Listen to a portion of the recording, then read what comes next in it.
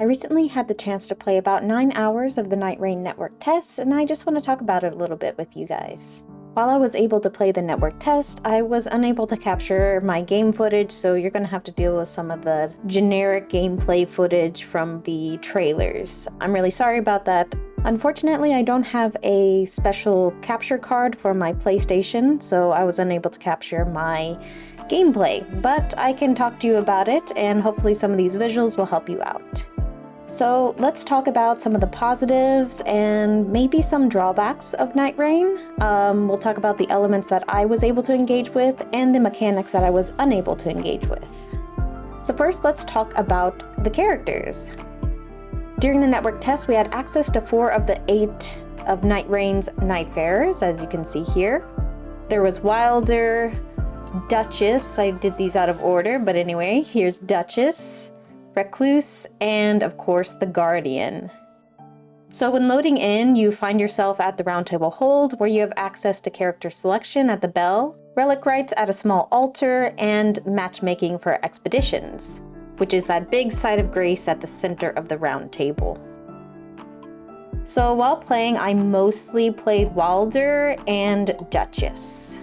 This is because I really like dex builds and strength builds, so they were really my go-tos.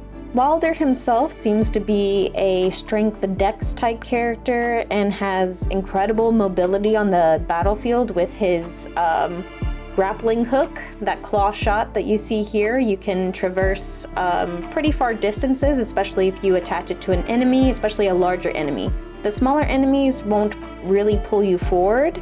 Makes sense, they're small. While with larger enemies, you can fling yourself across the battlefield and end up with this onslaught stake, where it gives a great explosion when you drive your stake into the enemy, and especially if it's a larger enemy, it will destroy their poise and they will be knocked down, ready for a visceral attack. So that was super fun, and if you can manage to time it just right, you can get a whole bunch of hits in there, and if it ties in with a Duchess, amazing. So let's talk with the Duchess. The Duchess is kind of like an into dex type character. I really enjoyed playing her as well. She has an FP bar that is larger than her HP bar when she starts leveling up. And she has an amazing ability, which is restage. So this is like her normal skill, so it recharges much quicker than the final skill. So that's one thing with these characters, is that you will have like the main skill that recharges a lot faster than this final skill, which is amazingly strong, but it does take a while to recharge it. So if you can use restage after, let's say you have a big hit or a bunch of hits on a boss, it can be a boss ender, because she will make that boss or whatever enemy take all of the damage that they have previously taken for a certain period of time. So it's not a super long period of time, but if you can time that right when there's a visceral or something like that, it can be a boss ender. I did also play a bit of the Guardian and Recluse, but honestly, I was not good at all at the Recluse. I was quite terrible, actually. And as for the Guardian, I really enjoyed him, but I am much more of a bonk type person and less of a shield type person. When I was playing with Wilder, he does start with a buckler shield, and I just two-handed my weapon the whole time. I'm more of a attack and dodge, less of a attack and block type person. But when playing the Guardian, his Wings of Salvation, or when we had a Guardian on the team, his Wings of Salvation ability was super incredible, especially when fighting bosses and used in an area when you're trying to raise a down teammate, because it will block damage for those in the area. So if you're trying to res a teammate and you're worried that a boss is going to murder you while you're trying to res your teammate, because you do it by attacking your friend, then you have a little bit of grace to focus on your friend without having to worry about being immediately murdered by the boss, especially if their body ends up underneath a boss. So anyways, the Guardian was super useful. Anytime that I made it to the final boss, we had a Guardian on the team. Now, as for the Recluse, she is squishy because she is a mage. I wasn't very good at using any of her abilities because she requires thought, and I'm more of a bonk person and less of a thought person, so I did see people do some amazing things with the Recluse, but I am not one of those people. So if you want to know more about the Recluse, I would definitely suggest looking at other people's experiences with the Recluse. Now, just because these characters have archetypes, it doesn't mean that you have to stick with certain weapons. So like the Recluse, you don't have to stick with the stave. She can pick up a greatsword and use it. The weapons are locked to level, so maybe you pick up a greatsword and it has a little X on it. It means you can't use it until you reach a certain level, such as level 3 or so on. So while you aren't stuck playing a certain way, it is optimal to stick to your character's strength since your HP, FP, and stamina are largely based on your character archetype. All in all, I really did enjoy the characters. The control scheme is slightly different than Elden Ring, but it's not so different that you're unable to pick it up quite quickly. Also, there is a small little training area outside the round table hold where you can practice your moves. This was great for me when I was starting to use the Duchess and figuring out how to hold down the triangle while pressing another button. I don't do well in high stress situations, so being able to practice was great for me. Lastly, for characters, during your expeditions, seemingly depending on how long your run lasts and how many night bosses you defeat, you will gain relics of different grades. Smaller relics have 1 or 2 bonus attributes, and the best have 3 quite good bonuses. One I enjoyed was a relic that allowed myself and my party members to regain health slowly over time, and it wasn't an insignificant amount. This was amazing during drawn-out boss fights. When we were running low on our healing potions, we could kind of kite the enemies and let our health regain for a little bit and then go back in. So these relics came in the form of like these little crystals or crystallized amber or something like that. And you keep them forever unless you sell them at the little merchant, which is available here when you're in the menu putting your relics on. So it seems like each character can equip up to 3 relics. However, each character is limited by the color of crystal they can use. So what I saw in the game was red, blue, green, and yellow. They do have random attributes, and I did end up with a medium grade crystal with an attribute only for Wilder, but I was unable to equip it on him because of the color. So it was kind of useless, but I was able to sell it, and there was no hard feelings. I imagine in the future you'll be able to use that currency to buy upgrades and other things, or maybe other relics. That wasn't available in this network test, but I look forward to seeing how it's going to be implemented in the full game. Now let's talk about expeditions, which are your runs, and matchmaking. So I played without any password matching, so each run I played with random players.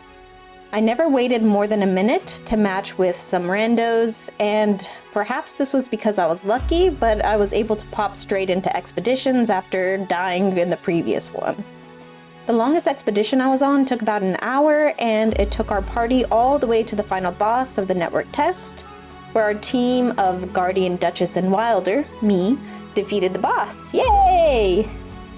We were a well-oiled machine. We were super excited. Cute moment after we defeated the final boss. We all jumped on top of each other and kept going higher and higher.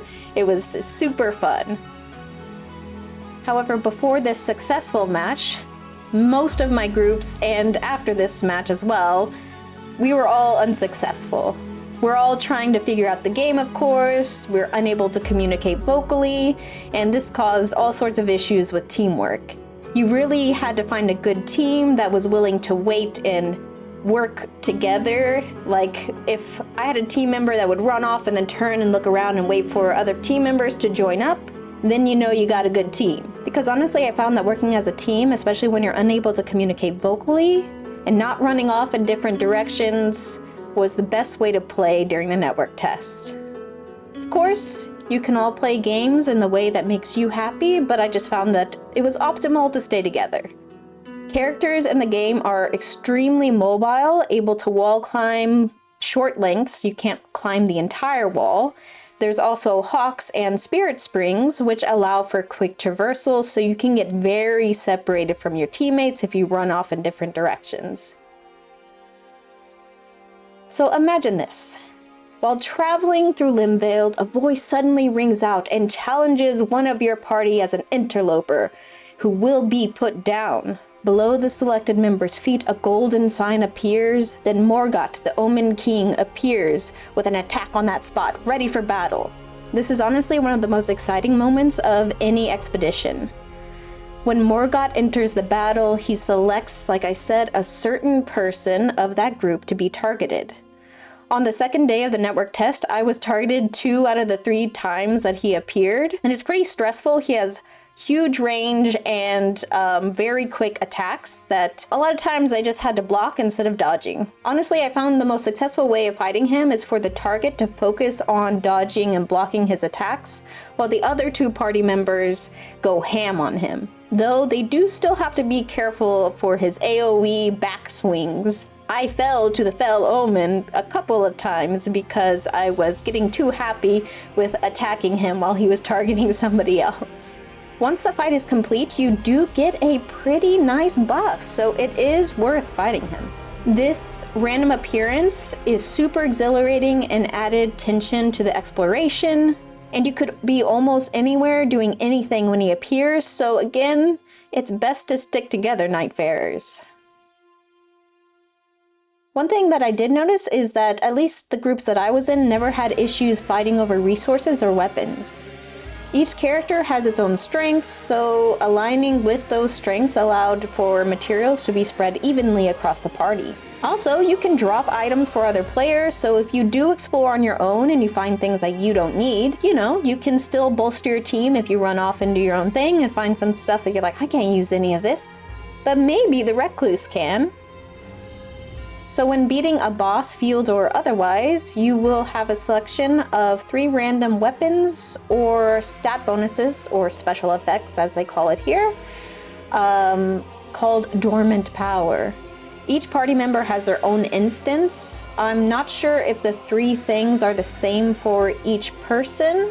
Since I was unable to verbal communicate, I couldn't figure this out, but my selecting of something does not preclude someone else from selecting the same thing if it is a shared instance. And throughout the map, you can find different sites of grace to level up, heal, and replenish your healing flasks. Leveling up is a quick tap of X on the PlayStation controller with no stats to worry about, and you can just run through the site of grace to replenish and heal, no need to stop. There are also merchants dotted across the map where you can buy items, including the most basic of smithing stones. There is also an anvil where you can upgrade your weapons. I will say I never found higher level smithing stones, but that might have just been because of how my teams decided to play. So basically each day is spent gathering weapons, materials, and leveling up with your team. As you do so, the Nightreign is slowly encroaching and enclosing to a central point on the map, and certain places will become inaccessible if not visited early. Once night approaches, the rain will have boxed you into an arena where the night boss will spawn. Usually this has 2 phases. First, a swarm of lower level enemies will spawn. Once defeated, the big bad of the night will arrive. After the second night, you and your team are transported to the final area, and there you will fight the final boss. For the network test, this was always Gladius, a Cerberus-like wolf. He was super awesome to fight. Especially as Wilder, you could hook him, stake him, get a visceral. It was pretty fun. And let me tell you, this last area is super gorgeous visually. Both the lead up to the boss, where you find a gate, and the boss arena itself. It was absolutely astounding. For a cute moment with one of our groups, we were 2 Wilders and a Guardian. I was of course a Wilder. We made it to the last boss, and after a few moments of being excited and doing stupid stuff with our swords and jumping around, we slowly walked to the door. Then we slowly walked the arena to the boss. It was so cinematic, I loved it. This group, of course, died in the end, but we had a lovely moment, and that's what all this jolly cooperation is for, right? Having those moments even if you die at the end. All in all, I can say that I personally enjoyed playing Nightreign, and I can only see it improving with access to group chat and coordination. I'm really looking forward to it, and I hope to see you there too, fellow Nightfarer, on May 30th.